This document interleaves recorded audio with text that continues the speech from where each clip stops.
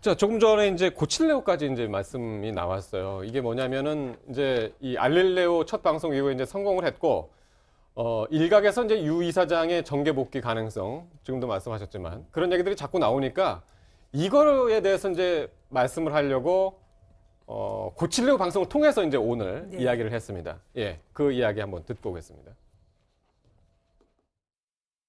그 대통령이 됐다고 쳐봐요. 그러면 대통령 자리라는 거는 국정의 최고 책임자로서 네. 국가의 강제 권력을 움직여서 사람들의 삶에 영향을 미치는 일이에요. 그 일이. 근데 그렇게 무거운 책임을 저는 안 맡고 싶거든요. 정치를 다시 시작하게 되면 내가 만나는 모든 사람들에 대해서 호감을 얻기 위해서 을의 위치로 무조건 가야 돼요. 저만 을이 되는 게 아니라 저희 가족들 또 다 을이 될 수밖에 없고요. 예, 아주 쐐기를 박는 방송이었습니다. 오늘 이제 절대 정계 복귀할 생각은 없다라는 얘기를 여러 가지 통로를 비유를 해가지고 얘기를 하셨는데 어떻게 보세요? 그 정계 복귀 절대 안 하겠다는 저 말씀. 이제 고칠레오 첫 편이 저렇게 의도하진 않고 가짜 뉴스를 고치겠다는 고칠레오인데 원래 그랬죠. 예, 네. 아마도 본인이 대권 출마를 위해서 알릴레오를 한다는 것을 가짜 뉴스로 본 것 같습니다. 예, 첫 주제로 이제 오늘 그래서 선택을 고칠레오 한 거고요. 저 내용에 대해서 뭐 100% 아니면 200% 동의합니다. 저렇게 정치평론가로 노무현 재단 이사장으로 있을 때는 지금 유시민 이사장은 슈퍼갑입니다. 네. 다들 유시민만 바라보고 있고 비난하지 않아요. 그런데 네.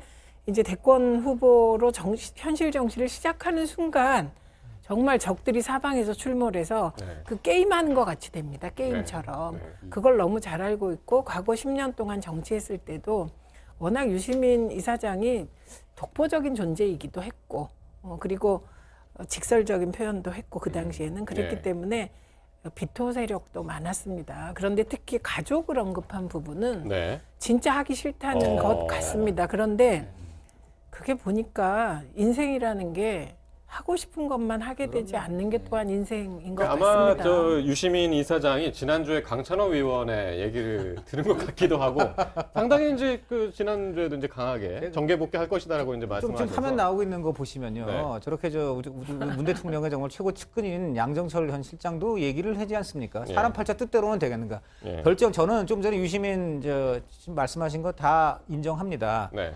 본인 주어로 쓰면 맞습니다. 정치 나갈 생각 전혀 없다죠. 자, 국민으로 주어를 바꿔볼까요? 특히 저 민주당 지지층으로 한번 바꿔볼까요? 만약에 2년 뒤에 현 정권의 인기가 떨어지고 또 많은 여권 주자들이 피치 못하게 못 나가게 되는 상황에서 우리 민주당 지지층을 중심으로 하는 국민들이 네. 당신밖에 없다라고 했을 때 그때 정말 거부하기 쉬울까요? 바로 네. 문재인 대통령 어땠습니까? 2007년 대선 때 노무현 대통령이 나가라고 그렇게 얘기했습니다. 네. 끝까지 안 나갔습니다. 그래갖고 두 분이 얼굴 굉장히 붉혔다는 얘기도 있습니다. 결국 5년 뒤에 문재인 대통령 나가야 했고요. 또 4년 뒤에 재수를 또 해야만 했습니다. 네. 그게 문재인 대통령 본인의 뜻이었을까요? 그 지지층과 국민 뜻이죠. 둘째, 이거 하나만 들겠습니다.